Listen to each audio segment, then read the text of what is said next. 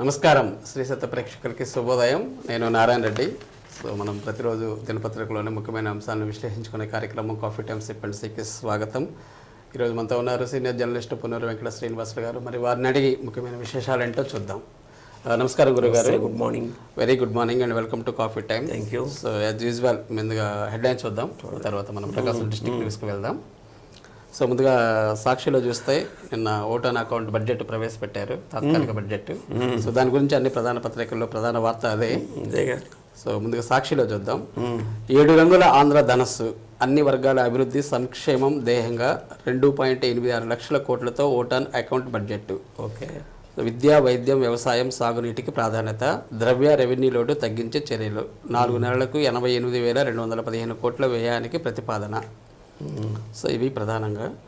ఇక 6,100 పోస్టులతో DSC schedule ప్రకటించిన రాష్ట్ర ప్రభుత్వం. 2,280 సెకండరీ గ్రేడ్ టీచర్లు, 2,299 స్కూల్ అసిస్టెంట్లు, 1,264 ట్రైన్డ్ గ్రాడ్యుయేట్ టీచర్లు, 215 పీజీటీ, 42 ప్రిన్సిపల్ పోస్టులకు నోటిఫికేషన్స్ వస్తున్నాయి.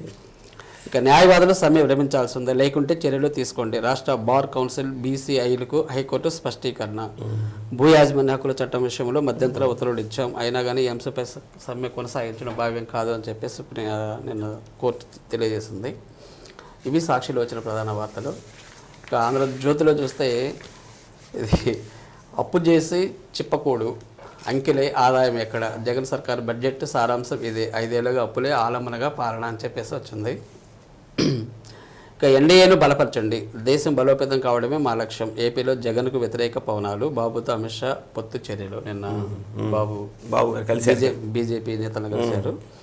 ఇక దేనికి సిద్ధం సార్, హోదాను మళ్ళీ మోదీ కాళ్ళ దగ్గర తాకట్టు పెట్టడానిక, బీజేపీతో అక్రమ దోస్తీక అని చెప్పేసి నేను బాపట్ల జరిగిన సభలో షర్మిల గారు వ్యాఖ్యానించారు. తనకు సెక్యూరిటీ కూడా ఇవ్వట్లేదు అని చెప్పేసి. అవి ఆంధ్రజ్యోతిలో వచ్చిన ప్రధాన వార్తలు. ఇక చివరిగా ఈనాడులో చూస్తే అంతా సొంత బాకా, 2,86,389 కోట్ల అంచనాలతో ఓటాన్ అకౌంట్, తొలి 4 నెలలకు 1,08,052 కోట్లు బడ్జెట్ గురించి. ఇక కాంగ్రెస్కు కాలం చెల్లింది, ఎన్నికల్లో ఆ పార్టీకి 40 సీట్లైనా రావాలని కోరుకుంటున్నా, రిజర్వేషన్లకు వారు వ్యతిరేకం, త్వరలో మోడీ 3.0 సర్కారు వస్తుంది, రాజ్యసభలో ప్రధాని మోడీ ఉద్ఘాటన. నిన్న రాజ్యసభలో బాగా. ఓకే. ఇక నేడు అస్థినకు పవన్ కళ్యాణ్, హోంమంత్రి అమిత్ షాతో భేటీ అయ్యే అవకాశం. ఇవి సార్ ప్రధాన వార్తలు స్థూలంగా స్టేట్లో ఉన్నాయి. ఓకే. ఇక మన ప్రకాశం జిల్లా వార్తలకు వస్తే ఇంకా ఈ టీచర్ కొలువులకు భర్తీకి కాబట్టి మన జిల్లాలో కూడా ఉంటాయి కదా కొన్ని పోస్టులు. అయితే ఉమ్మడి జిల్లాలో చూసుకుంటే 503 పోస్టులు ఉన్నాయి. మన జిల్లా వరకు చూసుకుంటే 300 చిల్లర పోస్టులు ఉన్నట్టు మనకి కనిపిస్తుంది. దీంట్లో 12 నియోజకవర్గాల మీద ఇది 503 పోస్టులు ఉమ్మడి జిల్లా కలిపి. సెకండరీ గ్రేడ్ టీచర్లు, స్కూల్ అసిస్టెంట్లు, ట్రైన్డ్ గ్రాడ్యుయేట్ టీచర్ పోస్టులు 503 భర్తీ కానున్నాయి. వీటిలో 111 సెకండరీ గ్రేడ్ టీచర్ పోస్టులు. ఇక్కడ ఇందాక మీరేమో స్టేట్ లెవెల్లో చెప్పింది, మన జిల్లాలో ఏమో 111 సెకండరీ గ్రేడ్ పోస్టులు, 299 స్కూల్ అసిస్టెంట్ పోస్టులు, ట్రైన్డ్ గ్రాడ్యుయేట్ టీచర్స్ అని చెప్పి వాళ్ళు 93. ట్రైన్డ్ గ్రాడ్యుయేట్స్ కూడా ఇదేదో కొత్తగా ఉన్నట్లుంది, వాళ్ళకు కూడా రిక్రూట్మెంట్ ఇచ్చేట్లున్నారు. అయితే ఇవన్నీ కూడా అప్రెంటిస్ విధానంలో చేసే, 2011 నుంచి తీసేసారు అప్రెంటిస్ మోడ్. ఇప్పుడు మళ్ళీ దాన్ని ప్రవేశపెడుతున్నారు. దాని మీద కూడా కొంత నిరసనలు అవన్నీ వ్యక్తం అవుతున్నాయి. ఏదైనా కానీ మొత్తం మీద డిఎస్సి అనేది రిలీజ్ చేశారు కూడా, కొంతమందికి అయినా పోస్టులు వస్తాయి కదా. ఈ నెల 12 నుంచి ఈ ప్రక్రియ ప్రారంభమవుతుంది కాబట్టి దానికి సంబంధించినటువంటి డాక్యుమెంట్స్ అవన్నీ రెడీ చేసుకోవడం బాగుంటుంది. అయితే దీనికి అనుబంధంగా కంపల్సరీ టెట్ పాస్ అయి ఉండాలి. అవును, టెట్ ఇది చాలా రోజుల నుంచి ఉన్నదే, టెట్ పాస్ అయి ఉండాలి. అయినా కానీ మళ్ళీ వీళ్ళలో ఇప్పుడు అప్లై చేసుకునే వాళ్ళకి ఒకవేళ టెట్ పాస్ అయ్యి ఉండకపోతే వాళ్ళ కోసం మళ్ళీ ఇంకొక అవకాశం కూడా కల్పిస్తున్నారు. నేడు టెట్ నోటిఫికేషన్ కూడా విడుదల చేస్తున్నారు. టెట్ నోటిఫికేషన్ విడుదల చేయడం ఈ నెల 15 వరకు ఆన్లైన్లో పరీక్షలు కూడా నిర్వహిస్తున్నారు. కాబట్టి దీనికి అప్లై చేసుకునే వాళ్ళు ఈ లోపల దీన్ని కూడా అప్లై చేసుకుంటే ఏదైనా ఎలక్షన్ నోటిఫికేషన్ విడుదలైన తర్వాత కూడా షెడ్యూల్ ఉందండి సార్. అది ఎన్నికల కూడా ఉండే సమయంలో కూడా పరీక్షల నిర్వహణ అంటే ఇది ముందే రిలీజ్ చేశారు కాబట్టి దీనికి దానికి సంబంధం ఉండదు. అంటే పోస్టింగ్స్ తర్వాత ఇస్తారేమో, ముందు ఈ ప్రక్రియ ప్రారంభమైంది కాబట్టి కొనసాగుతుంది. సో ఎగ్జామినేషన్స్ అయితే కంటిన్యూ అవుతున్నాయి. Okay, right. రిక్రూట్మెంట్స్ తర్వాత ఇస్తారు. ఇంకా మెప్మాలో అక్రమాలు జరిగితే సిట్ వేయాలి. మెప్మాలో అక్రమాలు జరిగినాయి. జరుగుతున్నట్టుంది కదా. 49 గ్రూపులు సుమారు 20 లక్షల రూపాయలు తీసుకున్నారు. అంటే మనిషికి 2 లక్షలు ఇస్తారు కదా, అంటే 10 మంది గ్రూప్ సభ్యులు ఉంటారు. 10 మంది అంటే 20 లక్షలు, అంటే అలా 49 లక్షలు తీసుకున్నారు. వీళ్ళు తీసుకొని కూడా చాలా రోజులైంది. అప్పటి నుంచి గ్రూపులు ఆ డబ్బులు కట్టడం లేదట. దీని మీద నిన్న కొన్ని పత్రికల్లో కూడా వ్యాసాలు రాయటం జరిగింది, వార్తలు వచ్చినాయి. ఈ వార్తలు వస్తే ఇది ఒంగోలు ఎమ్మెల్యే బాలినేని శ్రీనివాసరెడ్డి గారికి, అలానే మెప్మా అంటే నగరపాలక సంస్థలో కొంత భాగం కూడా ఉంటుంది, మేయర్ గారి మీద కొన్ని ఆరోపణలు అవన్నీ వచ్చినాయట. దాని మీద నిన్న మేయర్ గంగాడ సుజాత గారు ప్రెస్ మీట్ పెట్టి దాన్ని ఖండన చేయడం జరిగింది. ఒంగోలు నగరంలో 4,500 గ్రూపులు ఉంటాయట. అంటే 4,500 × 10 అంటే 45,000 మంది సభ్యులు ఉంటారు. దీంట్లో కట్టకుండా ఆగిపోయినటువంటి వాళ్ళు కొన్ని గ్రూపులే ఉన్నాయి, మిగతా వాళ్ళందరూ కడుతున్నారు. మెప్మా గ్రూపులతో పాటు జేఎల్జీ గ్రూపులు కూడా ఏర్పాటు చేసుకుంటారట. దాంట్లో వాళ్ళు 20 లక్షల రూపాయల వరకు రుణాలు తీసుకుంటారు. అయితే ఇది ఆగస్టు 2022 ఆగస్టులో తీసుకున్నారు వీళ్ళు. అప్పటి నుంచి ఇప్పుడు కట్టలేదట. ఆగస్టు సెప్టెంబర్లో తీసుకున్నారు వీళ్ళు. అలా హెచ్డిఎఫ్సి బ్యాంకులో 18 గ్రూపులు, కెనరా బ్యాంకులో 6 గ్రూపులు, యూనియన్ బ్యాంకులో 9 గ్రూపులు, పీడీసీసీ బ్యాంకులో 16 గ్రూపులు డబ్బులు తీసుకున్నారట. సుమారు 3 కోట్ల దాకా ఉంటుందేమో ఈ వ్యవహారం. విచిత్రం ఏంటంటే బ్యాంకులు కూడా ఇంతవరకు ఈఎంఐలు కట్టకపోతేనే అడుగుతారు. మరి ఇన్ని రోజుల నుంచి ఎందుకు అడగలేదు ఏందనేదే ప్రశ్నార్థకం. అదే ఇప్పుడు గంగాడ సుజాత గారు కూడా అదే చెప్తున్నారు. అది చేయాల్సినటువంటి పని బ్యాంకు అధికారులు చేయాలి, ప్లస్ ఈ మెప్మా అధికారులు ఎవరైతే ఉంటారో వాళ్ళు చేయాలి.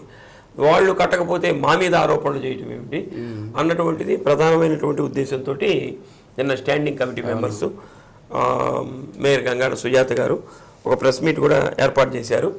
ఏదేమైనా సరే దీని మీద సిట్ వేసి నిజ నిర్ధారణ చేర్చాలని చెప్పి వారు కూడా డిమాండ్ చేస్తున్నారు. గతంలో కూడా ఇలానే ఈ భూ ఆక్రమణల మీద, భూదందా మీద కూడా సిట్టు వేయించారు కదా.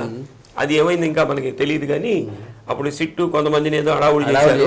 మరి ఎవరి మీద శిక్ష పడిందా, ఎవరికైనా ఇచ్చారో అనేది విషయం మనకి తెలియదు. మళ్ళీ దీని మీద కూడా సిట్టు వేయమని చెప్పి గంగాడ సుజాత గారు డిమాండ్ చేస్తారు. దీని మీద కూడా 2 రోజులు ఆడా ఉంటే వారి మీద బాలినేని గారి మీద వచ్చినటువంటి ఆరోపణల్ని ఖండించారు. ఏదైనా ఇక్కడ బ్యాంకుల పొరపాటు అయితే చాలా ఉంది సార్. పోతాయి కనీసం ఇన్ని కోట్ల రూపాయలు చిన్న విషయం ఏం కాదు. అవును, మాది. ఓకే, నేడు స్పందన కార్యక్రమం అంటే సార్ ఎక్కడ? కుర్చేడులో అంటే మండలాల్లో వారీగా జరుగుతాయి కదా. శుక్రవారం దానికి జరుగుతూ ఉంటుంది. ఇవాళ గురువారం రేపు స్పందన జరుగుతుంది. ఇది కురిచేడు మండలంలో, కురిచేడు మండలానికి సంబంధించి స్పందన కార్యక్రమం అక్కడ ఏర్పాటు చేస్తున్నారు. దీంట్లో కలెక్టర్ గారు కూడా పాల్గొంటారు. కాబట్టి ఆ చుట్టుపక్కల గ్రామాల్లో ఉన్నటువంటి ప్రజలు వారి వ్యక్తిగతమైనటువంటి కారణాలు ఇవన్నీ ఉంటాయి కదా, అవన్నీ కూడా ఈ దీంట్లో వాళ్ళు అర్జీల రూపంలో ఇవ్వచ్చు. కాబట్టి అక్కడికక్కడే సాధ్యమైనంత వరకు లోకల్ అధికారులు అందరూ కూడా అక్కడే ఉంటారు కాబట్టి పరిష్కరించేదానికి అవకాశం ఉంటుంది. కాబట్టి దాన్ని సద్వినియోగం చేసుకోవాలని కోరుతున్నాను. Okay sir. ఇక బాలురు ఐటీఐ కళాశాలలో జాబ్ మేళా జాబ్ మేళాలు కూడా బాగానే జరుగుతున్నాయి. ఉపాధి శిక్షణ జిల్లా ఉపాధి కార్యాలయం, ఓకే, అంటే ఎంప్లాయ్మెంట్ ఆఫీస్ వాళ్ళు, రాష్ట్ర నైపుణ్యాభివృద్ధి సంస్థ ఇద్దరు కలిసి, వీళ్ళిద్దరు ప్లస్ బాలురు ఐటీ కళాశాల సంయుక్త ఆధ్వర్యంలో ఇప్పుడు పెద్ద పెద్ద కాలేజీలు, ఇంజనీరింగ్ కాలేజీని ప్లేస్మెంట్ పెడుతున్నాయి కదా, అట్లానే వీళ్ళు కూడా ఐటీఐ కాలేజీ ద్వారా కూడా పెడుతున్నారు. దీంట్లో placement drive, Hetero drugs, Shirdi Sai electrical private limited, Tirumala automotive కంపెనీస్లో junior chemist, QC, ITI technical, machine operators ఈ పోస్టులకు ఉన్నాయండి. అయితే దీంట్లో అంటే అమౌంట్ ఏమో 10,000 నుంచి 15,000 వరకే జీతం ఉంటుంది. మరి ఈ ట్రేడ్కి సంబంధించి ఎవరైనా దీనికి అప్లై చేసుకునే వాళ్ళు ఉంటే ఇలా 12వ తేదీ జరుగుతుంది. నేరుగా అక్కడికి వచ్చి దాంట్లో పాల్గొనవచ్చని చెప్తున్నారు. రెజ్యూమ్ తీసుకెళ్తే అక్కడే చేస్తారు. అయితే కొద్దిగా 10,000 నుంచి 15,000 వరకే ఉంది అమౌంట్. కాబట్టి ఇక్కడ ఒంగోలులో ఉండే కాదు, ఇవి వేరే ఊర్లో ఉంటాయి అనుకుంటా. కానీ ఈ రెమ్యూనరేషన్ వాళ్ళకి సరిపోతుందో లేదో మొత్తం మీద చూడాలి.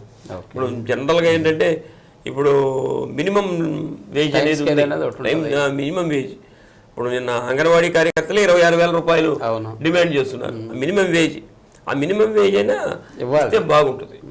ఒక మనిషి లైఫ్ లివింగ్ చేయాలంటే కొంత ఆర్థిక ప్రమాణాలు కావాలి కాబట్టి అట్లా ఇప్పుడు గవర్నమెంట్ తరఫున జరిగేది ఇది, ప్రైవేట్ వాళ్ళు కాదు కాబట్టి ఆ మినిమం వేజ్ ఉండే విధంగా చేస్తే బాగుంటుంది. అవును, ఓకే. ఏంటి సార్ జీవీఆర్ సేవల అభినందనీయం. జీవీఆర్ ఎక్స్పోర్ట్స్ అని చెప్పి గ్రానైట్ అయితే వాళ్ళు కొత్తపట్నంలో ఉన్నటువంటి స్కూల్స్ని వాళ్ళు ఎందుకు అడాప్ట్ చేసుకున్నారు.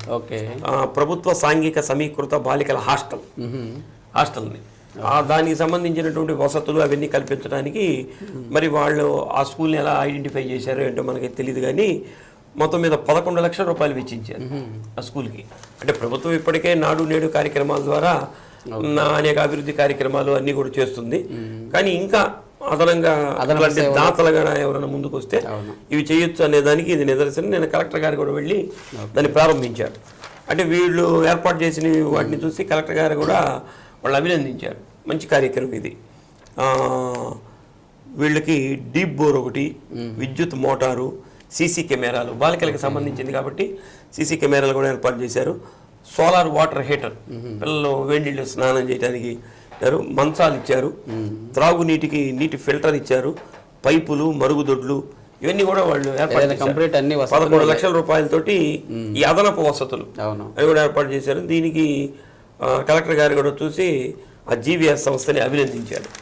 దీనికి సంబంధించినటువంటి వాళ్ళు ఎవరంటే డైరెక్టర్సు భీమవరం ఎమ్మెల్యే గ్రంథి శ్రీనివాసరావు అట, ఆయన గ్రంథి చెల్లారావు, గ్రంథి బాలాజీ సేవలు, వీళ్ళ ముగ్గురు చేసినటువంటి సేవల్ని కూడా వారు గుర్తించి దీనికి సంబంధించి మేనేజర్ ఉన్నాడు పిన్ని బంగారయ్య గారు, పిన్ని వెంకటేశ్వర్ల గారు, వీరిని కలెక్టర్ గారు కూడా ఘనంగా సత్కరించారు. ప్రభుత్వం నాడు నేడు కార్యక్రమం ద్వారా అన్ని వసతులు ఏర్పాటు చేస్తుంది. ఇంకా విద్యార్థులకు కావాల్సినటువంటి అదనపు వసతులు ఇట్లా జిల్లాలో చాలా హాస్టల్స్ ఉన్నాయి కాబట్టి ఇటువంటి సంస్థలు జీవీఆర్ లాంటి సంస్థలు ఒక్కొక్క సంస్థ ఒక్కొక్క హాస్టల్ని కనుక తీసుకొని ఇటువంటి అదనపు సౌకర్యాలు కనుక ఏర్పాటు చేస్తే విద్యార్థులకి వసతులు ఉన్నాయనుకోండి బాగా చదువుకునేదానికి అవకాశం పెరుగుతుంది. కాబట్టి ఇంకా దాతలు కూడా ముందుకు వచ్చి జీవీఆర్ సంస్థను ఆదర్శంగా తీసుకోవాలని కలెక్టర్ గారు కూడా కోరుతున్నారు. Okay sir. ఇక 9 నుంచి ప్రకాశం బాలోత్సవం ఏంటి సార్ అది? ప్రకాశం బాలోత్సవం పేరుతోటి ఉంచాలని చెప్పి సిపిఎం పార్టీకి సంబంధించి అంటే దాంట్లో అనుబంధ సంస్థలు ఉంటాయి కదా, జేవివి జన విజ్ఞాన వేదిక, ఇంకా బాలోత్సవం అని చెప్పి ఒక ప్రత్యేకమైనటువంటి కమిటీ కూడా ఏర్పాటైంది. అంటే దీంట్లో యూటీఎఫ్ కొన్ని విద్యా సంస్థలు కూడా భాగస్వామ్యం చేశారు. అయితే రేపు 9-10 తేదీల్లో పీవీఆర్ బాయ్స్ హై స్కూల్ గ్రౌండ్స్లో పెద్ద స్థాయిలో ఒక 5,000 మంది విద్యార్థులు వచ్చేదానికి ఏర్పాటు చేస్తున్నారు. దీంట్లో ముఖ్యంగా ఏమిటంటే వాళ్ళలో ఉన్నటువంటి స్కిల్ని బయటికి తీయాలనే ఉద్దేశంతో అంటే వివిధ రకాలైనటువంటి పోటీలు, అన్ని రకాలు క్విజ్, డిబేటు, పెయింటింగు, అలానే ఈ ఏకపాత్ర లాంటివి, డ్రామాలు, చిన్న చిన్న స్కిట్స్, స్పోర్ట్స్ లాంటివి అన్నీ కూడా దాంట్లో ఏర్పాటు చేస్తున్నారు. పెద్ద బాలల దినోత్సవం కాబట్టి ఒక పండగ వాతావరణంలో జరుగుతుంది కాబట్టి దీన్ని విజయవంతం చేయాలని చెప్పి పట్టణంలో ఉన్నటువంటి అందరినీ కూడా కోరుతున్నారు. ఎన్ని రోజులు జరుగుతుంది సార్? 2 రోజులు, రేపు మన పిల్లలు కూడా ఎవరైనా పార్టిసిపేట్ చేయాలంటే వాళ్ళకి ఆటోమేటిక్గా స్కూల్స్కి పంపించారు, ఆల్రెడీ పంపించారు. అవన్నీ కూడా ఇప్పటికే వాళ్ళ దగ్గర నుంచి లిస్ట్ అవుట్ కూడా చేశారు. ఇవన్నీ పండగ వాతావరణంలో జరుగుతాయి. ఓకే, మంచిది సార్. ఇక ఉద్యోగం కాదు పారిశ్రామికవేత్తలుగా మారాలి. ప్రతి వాళ్ళు ఏంటంటే మనం ఉద్యోగం కోసం వెయిట్ చేస్తున్నాం. గతంలో ఏంటంటే గవర్నమెంట్ ఉద్యోగం వస్తే మనకి పర్మనెంట్ జీవితం సెటిల్ అయిపోతుందనే భావన ఉండేది. ఇప్పుడు గవర్నమెంట్ ఉద్యోగాలు తగ్గిపోయినాయి, అంత ప్రైవేట్ సెక్టార్లో వస్తున్నాయి. ప్రైవేట్ సెక్టార్లో కూడా బాగా చదువుకున్నటువంటి వాళ్ళకి మంచి ప్యాకేజ్ ఉంది. మధ్యలో అటు ఇటు కావాలనుకున్న వాళ్ళకి పాపం ఉండట్లా, చాలటం లేదు. అందుకని ఇప్పుడు మనం చెప్పుకున్నాం కదా 10,000-15,000 ఏం సరిపోతుందని. అందుకని నిన్న దీనికి సంబంధించినటువంటి ఒక ఈ పర్సనాలిటీ డెవలప్మెంట్ క్లాస్ని పేస్ ఇంజనీరింగ్ కాలేజీలో ఏర్పాటు చేశారు. ఏర్పాటు చేస్తే నీట్ నిర్మల్ వరంగల్కి సంబంధించిన ప్రొఫెసర్ గుజ్జుల రాఘవేంద్ర గారు పాల్గొన్నారు. ఈ విద్యార్థులందరూ కూడా ఇంజనీరింగ్ చదివే విద్యార్థులందరూ కూడా మీరు ఎవరి దగ్గర పనిచేయటం కాదు, మీరే ఒక పరిశ్రమని స్థాపించి అవును. అంటే మన లెవెల్లో మీకు ఉన్నటువంటి పరిజ్ఞానం ఉన్నటువంటి లెవెల్లో ఒక సంస్థను స్థాపించి మీరే 10 మందికి నిరుద్యోగులకు ఉద్యోగ అవకాశాలు కల్పించవచ్చు. కాబట్టి మీరు ఉద్యోగస్తులుగా ఉండాలని అనుకోవద్దు, పారిశ్రామికవేత్తగా మారాలన్నటువంటి దృక్పథానాన్ని ముందు మీ మైండ్ సెట్ని మార్చుకోండి.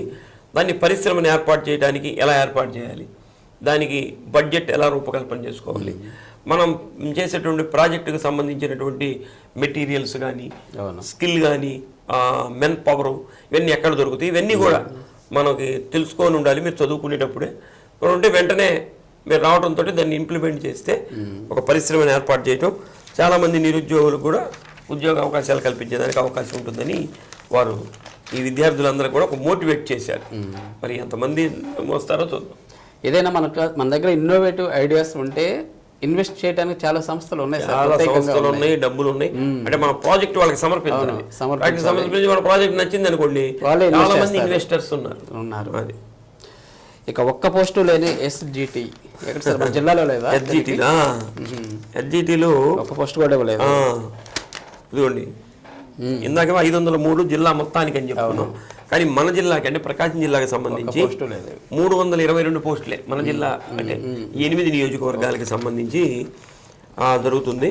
దీంట్లో ఒక్క SGT పోస్ట్ కూడా లేదంట ఈ వీటిలో. అంటే SGTలు కూడా కొంతమంది ఉంటారు కాబట్టి సెకండ్ గ్రేడ్ టీచర్స్, వాళ్ళకు ఒక్క పోస్టు కూడా లేదని చెప్పి వాళ్ళు నిరసన వ్యక్తం చేస్తున్నారు.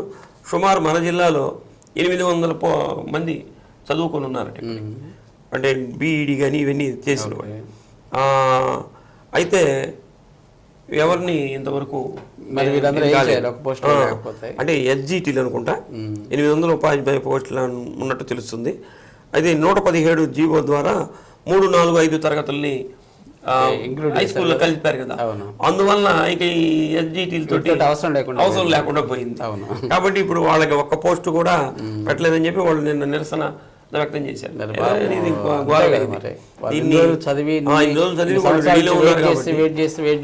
వాళ్ళకు కూడా పోస్టింగ్స్ ఇవ్వాలి. 17,000 మంది ఉన్నారట జిల్లా పూర్తి చేసిన వాళ్ళందరూ కూడా ఈ 322 పోస్టులు అంటే నిరాశ మిగిలింది. అదిగాక దీన్ని రాసేటటువంటి వాళ్ళు టెట్ మళ్ళీ రాయాలి అన్నటువంటిది, దాన్ని కూడా నిరసన తెలియజేశారు. అదే ఆ ప్రక్రియ మొత్తం 20 రోజుల్లో పూర్తి చేస్తారట, 12 రోజుల్లో DSC పూర్తి చేస్తారట.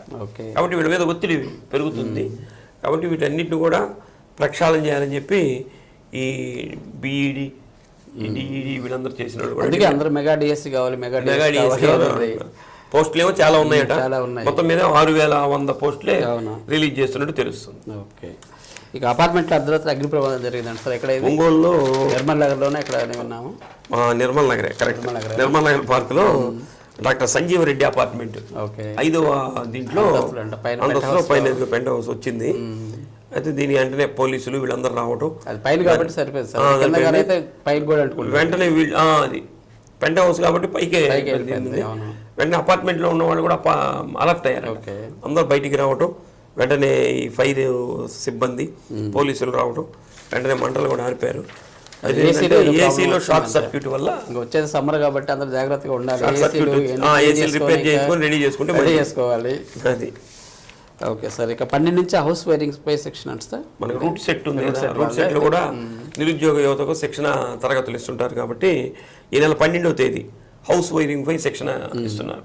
హౌస్ వైరింగ్ కూడా ఇప్పుడు బాగా డిమాండ్, చాలా ఎవర్ గ్రీన్ కదా. కాబట్టి దీంట్లో కూడా చేస్తే మంచిది. 18 సంవత్సరాల నుంచి 40 సంవత్సరాల వయసు ఉన్న వాళ్ళకి ఆఫర్ చేస్తున్నారు. 30 రోజులు ఇస్తారట.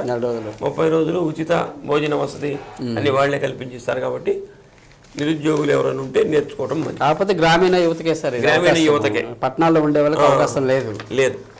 వాళ్ళు కొంచెం అంటే ఇదివరకు ఏంటంటే ఇది వేటపాలెంలో ఉండేది ఇది రూట్ సెట్ అనేది. అక్కడికి పోవడం కొంత ఇబ్బంది అయిందని చెప్పి ఒంగోలు కేంద్రంలో మార్చారు. ఒంగోలు కేంద్రంలో మార్చిన తర్వాత ఏమైందంటే అర్బన్ వాళ్ళకి లేకుండా రూరల్ వాళ్ళకి పెట్టారు. వీళ్ళు కూడా ఒక బ్యాచ్ అర్బన్, ఒక బ్యాచ్ రూరల్ పెట్టినా కనీసం 2-3 బ్యాచ్లు నిరుద్యోగి అన్నటువంటి వాడికి రూరల్ అనేది అర్బన్ అనేది తేడా లేదు. నిరుద్యోగి. కాబట్టి అది కూడా కొద్దిగా ఆలోచన చేస్తే మంచిది. ప్రతి 2-3 బ్యాచ్ల కన్నా ఒక బ్యాచ్ ఇది పెడితే అవసరం లేదండి. ఇప్పుడు 25% వాళ్ళకి పెట్టండి, అది 75% వీళ్ళు, 25% వాళ్ళకి పెట్టండి, వీళ్ళకి కొంతమంది కూడా క్లియర్ అయిపోతుంది. అవును. Okay sir, anyway thank you very much sir, చక్కటి విశ్లేషణ అందించారు కొన్ని ముఖ్యమైన అంశాల మీద. మరి ఇదండి ఈనాటి కాన్ఫిడెన్స్ ఇప్పటిసీ కార్యక్రమం. తిరిగి రేపు ఉదయం 8:30 మరిన్ని తాజా వార్తలతో మీ ముందు ఉంటాం. అంతవరకు చూస్తూ ఉండండి శ్రీ సత్య నెట్వర్క్. నమస్కారం.